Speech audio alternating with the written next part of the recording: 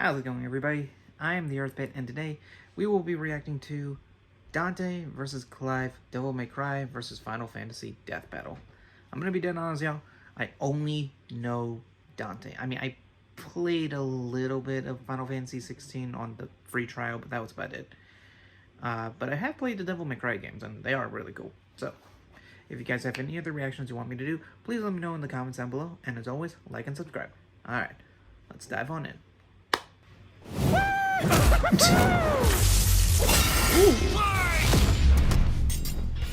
Dante versus Clive. DMC's Devil Hunter versus Final Fantasy's Shield of Rosaria. He's Wiz and I'm Boomstick. And it's our job to analyze their weapons, armor, and skills to find out who would win a death battle. It's a dangerous world out there. Cultists, demons, and evil businessmen lust for power. And every day brings a new cataclysm humanity must face. I love the anime. This world may seem like the end, but for a devil hunter like Dante, it's party time. Who'd expect anything less from the son of the legendary demon Sparta? A dark knight who, thousands of years ago, woke up to justice and sealed away the demon lord, Mundus. But then Sparta mysteriously died, and his wife got iced by some demons, leaving Dante and his brother Virgil separated. Despite a long-gone family, Dante kept a chipper attitude and set up a business dedicated to one thing: killing demons. And with the blood of Sparta running through him, he's the best in the business. By harnessing his own demonic energy, Dante bolsters his speed, power, and durability, letting him block kaiju-sized punches, move faster than a meteor, and regenerate like an unstoppable force of nature. As long as he has the energy, he can heal from getting stabbed, sliced through, basically anything. Even without his regeneration, he's survived heat that would reduce the layman to ash. But no hunter is complete without an arsenal, and Dante's got one hell of a sword left by his dad, Rebellion. Plus Ebony and Ivory, two magic pistols with endless ammo clips. And they say the perfect gift doesn't exist. But Dante's full arsenal is far larger and stranger. Like King Cerberus, a shape-shifting set of elemental nunchucks. Cavalier, a pair of buzzsaws that are also a motorcycle. Balrog, fiery fisticuffs for boxing and capoeira. I should replay Devil May Cry 5. Guitar. An electric guitar. There's also Lucifer, a backpack of endless laser swords that Dante got after slaying... Actually, we never see how he beat Lucifer. Yeah, you know someone's a badass when they off-screened the actual devil. Yes. Then there's my fave, Dr. Faust, a sentient hat that turns Dante into basically Orville Peck. Oh, it shoots crystallized demon blood. Dante needed this and much more when he got a warm welcome from the brother he thought long dead. In a twist of fate, Virgil was alive. But when Dante boss fight is hard. While Dante was partying, Virgil studied the blade, seeking the power he needed to exert his will, even if it meant killing his own brother, something he came close to doing in their first meeting. But the defeat only spurred Dante's awakening.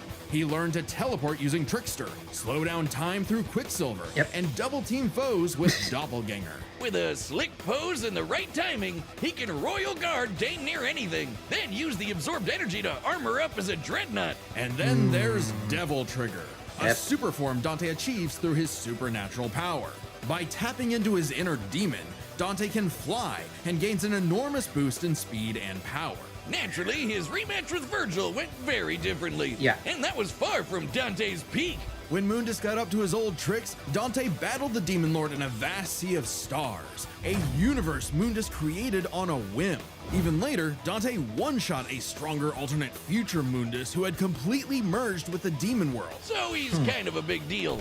Literally, Mundus became a living universe just for Dante to shoot him in the face. Then there's Argosax, a god so astronomically intense, he had the power of every other demon in existence. A divine deity of the sun that Dante also shot in the face. Oh, that guy. I completely forgot about him. Funny, so did Dante. Despite how powerful Argosax was, he was just an insignificant Tuesday to Dante. So it's safe to say Dante had become the strongest around. But no amount of style, pizza, or wahoos could fill the hole in his heart. Sure, Virgil was a power-hungry weeb, but he was still his bro. Beneath Dante's antics, killing the last of his family kinda messed him up. Until he learned his family wasn't as gone as he thought. It turns out he had a nephew, Nero, who Dante would help get into the family business in his own unconventional way. And for dead weight, Nero was pretty badass, even helping Dante take on the so-called Demon King Urizen. Nero's Devil Breaker arm can fire light-speed lasers that Dante and Virgil have dodged. Dante and Virgil can already dodge lasers in their base forms, but when charged with enough demonic energy, they can outright blitz beams over 11 times faster than light. Nero even survived getting melted down while inside a living statue.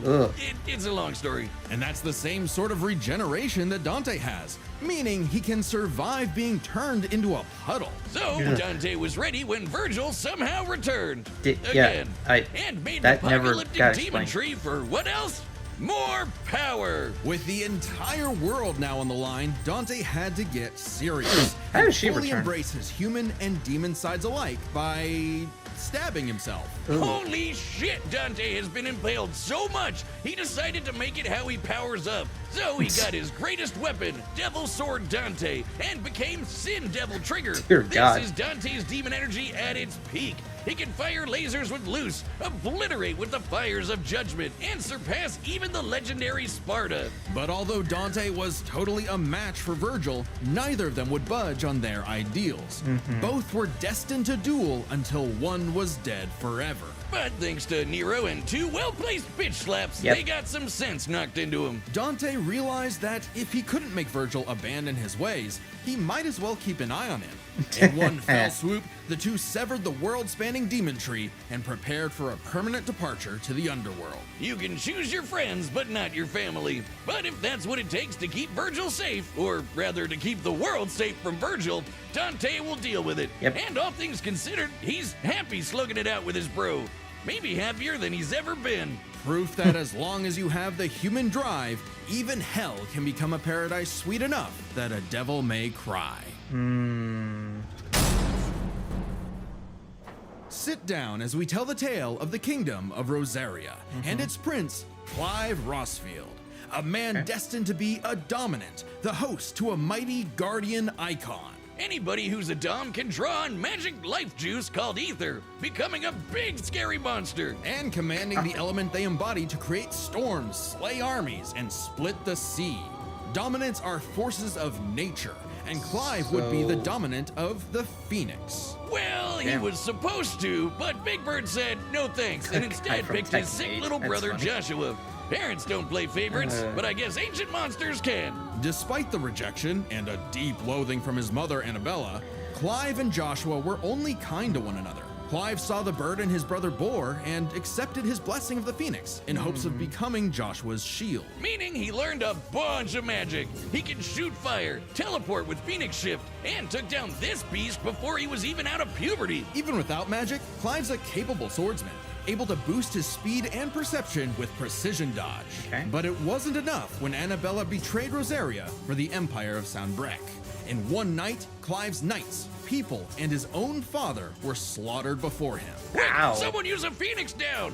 Those aren't in this game. Well, Damn. that's unfortunate. But the Phoenix icon sure is, because the trauma of everything made poor Joshua lose control. Clive wanted nothing more than to help his brother, and perhaps this desire awakened the icon that was in him all along. Okay. The fiery beast, Ifrit. Boy, is Ifrit a wild one. Just standing nearby will incinerate the average Joe. It can make fire barriers, regenerate lost limbs, decimate foes with a flaming spirit bomb, and shatter a walking mountain. The downside being Clive couldn't control it. He didn't even remember becoming Ifrit or battling the Phoenix in a fight that reduced everything he loved to cinders, leaving Joshua presumed dead.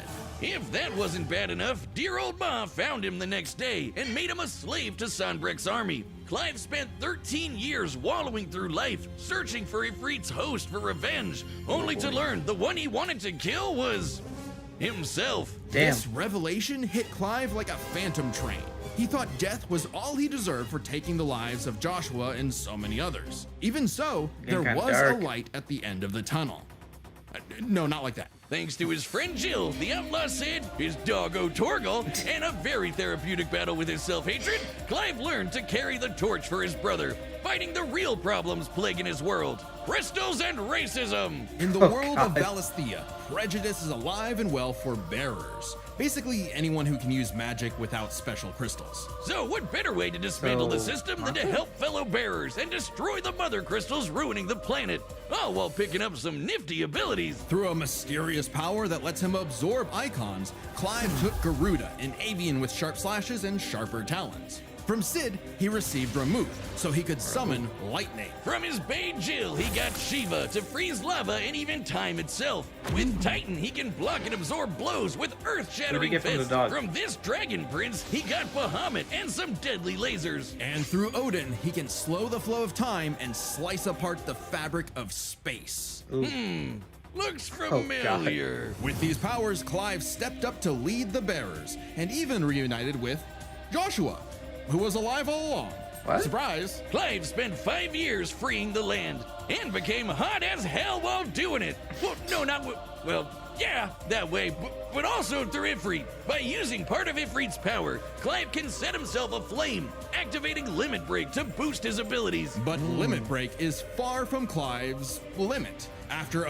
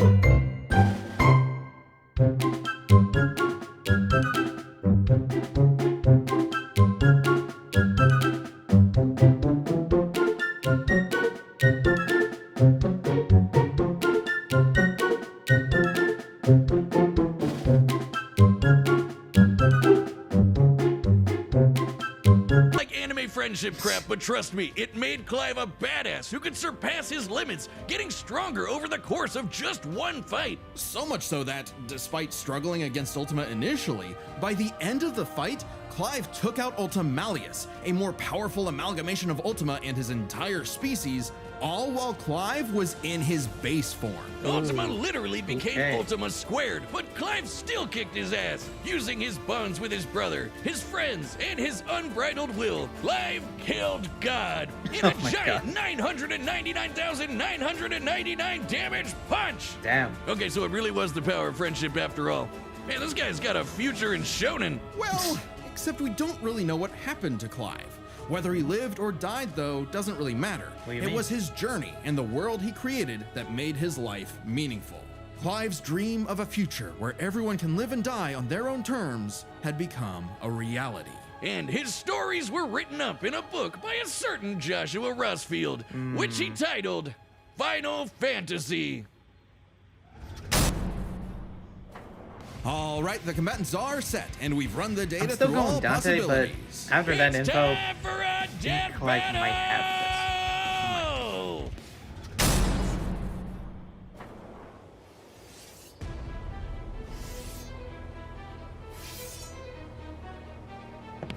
Yep, there he is. Such a badass.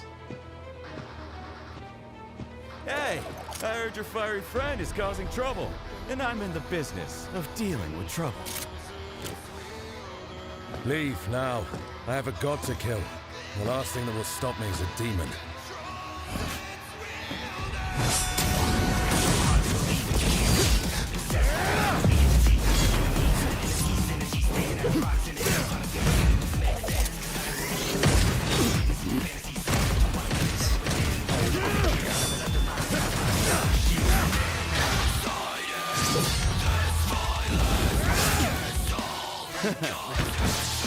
Already, okay. Let's rap!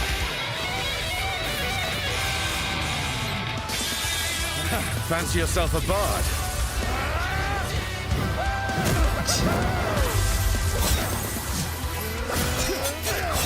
He ain't taking this seriously.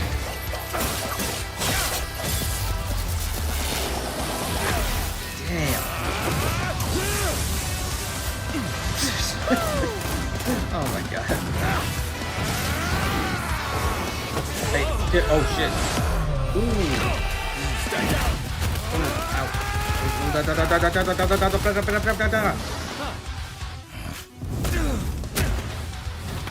No hiding in the shadows. Oh yeah, that's right. anymore, He can Smokey. double game. I forgot about that.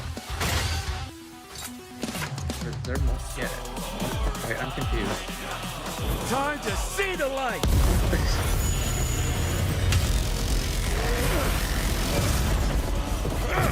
Oops.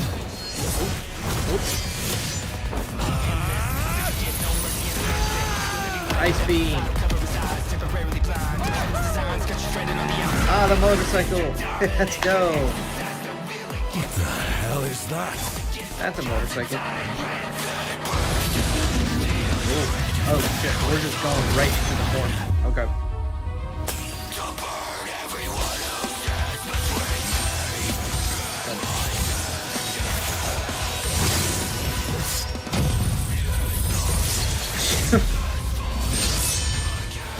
Virgil's got some competition. Yeah, he does.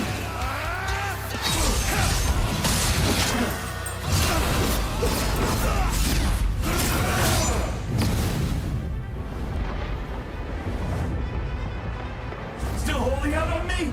Let's see what your monster can really do. So the devil cries for more. Let's give him everything we've got. Joshua! That's a firestorm.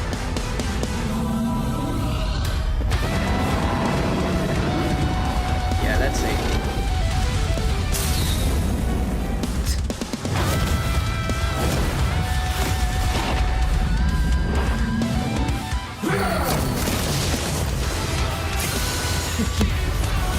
Oh, Can't underestimate you.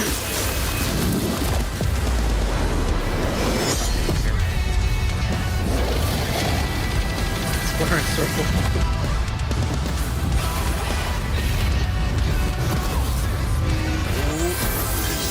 I actually don't know. I can't remember who's who now.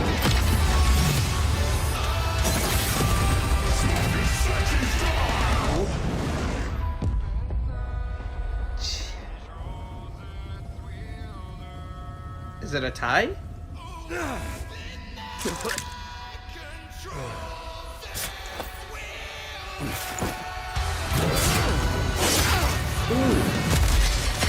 Please.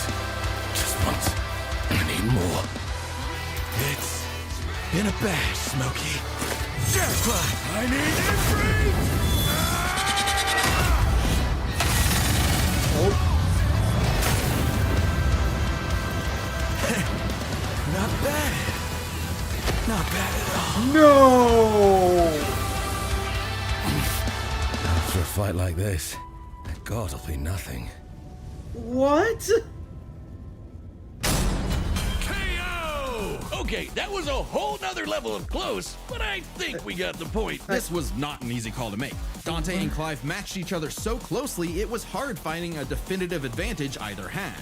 This is best explained through three categories, starting with Okay. stats. Both Dante and Clive could easily beat up universe-busting threats. Yeah. Mundus and Ultimalius could create universes at a whim, and Dante and Clive defeated them sans their own super forms. Dante and Clive could both consistently intercept lasers at faster-than-light speeds. And Dante could always amp up with demon juice to briefly outspeed Clive anyway. But Clive could match that by boosting his own speed and reflexes through precision dodge. Both were so beyond the pale that neither could definitively overpower the other. That's Still, close. given their crazy powers, you'd think one of their abilities would break the deadlock. Not so much. Oh, Dante really? and Clive could generally match each other blow for blow, be it to teleport, slow down time, flash freeze the other, block and yeah. absorb hits, etc. And Dante could survive the intense flames of Ifrit. He's dealt with heat like that before. Though Clive did not have a perfect match against Doppelganger, he did have more methods of manipulating time. both more reliable and abusable, in addition to defensive measures like Ifrit's barrier to fall back on to outlast powers like Doppelganger. Yeah. But their super forms evened out. Any edge Clive could get from, say, Limit Break or Ifrit Risen, Dante could match with Devil Trigger or Sin Devil Trigger. In the end, both have answers to most of each other's powers, making Interesting. it still anyone's win. Which is why it came down to one major factor: endurance. Just how long could these two keep at it? While Dante's super forms could undoubtedly keep up with Clive's, there is an emphasis in story and gameplay that they expend a lot of demonic energy. The longest Dante has battled in Devil Trigger against someone his equal is about 6 minutes, and abilities like Doppelganger, Quicksilver, and Sin Devil Trigger burn through it even faster. Clive's time in Ifrit Risen isn't limitless either, but it can last longer, fighting for tens of minutes if necessary. But Okay. given how close this match is, it's vital. If Ifrit Risen catches Dante outside of Devil Trigger, it's over. I know what you're thinking. Dante's crazy tough. His healing factor's Yeah, way that's better what I than thought. Clive's. Clive can regen lost limbs, sure, but Dante can heal from getting reduced to a puddle. Couldn't he just tank Ifrit's attacks? Well, yes, but also no. This is where context is everything. Okay, yeah, I While wanna no know doubt this. impressive, Dante's healing has been overcome in the past because it is tied to how much energy he has. Less demonic energy means a less potent healing factor. Like when he got Interesting. knocked out for a month straight by Urizen, only surviving thanks to a constant source of demon blood. Hell, overtaxing demon regen is how Dante killed Virgil in the first place. Even if we assume Dante could get a second wind, it's always possible Clive could get one too, becoming even stronger from pure willpower, just like when he fought Ultimalius. Okay. So, for that as makes sense, tough and actually. persistent as Dante was, Clive was able to endure just that much more I to didn't get see the that final coming. edge. Seriously. The devil was in the details, but Clive's victory is no fantasy. The winner is Clive Rossfield. Next time on Death Battle. Alright, who's next? Who's next?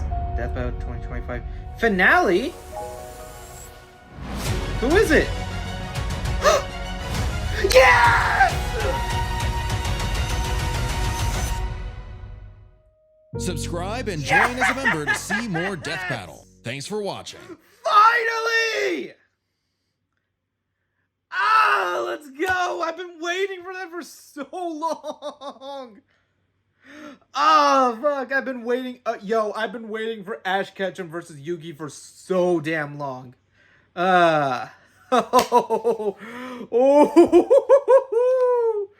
Ooh, that's good. That's good. Okay, guys. Well, with that, I'm gonna mentally prepare myself for that fight. And that was really cool too. Woo! All right. If you have any other reactions you want me to do, please let me know in the comments down below. And as always, like and subscribe. Please subscribe so I can get this one more dog food. Yeah. Okay. I'll see you next time. Peace.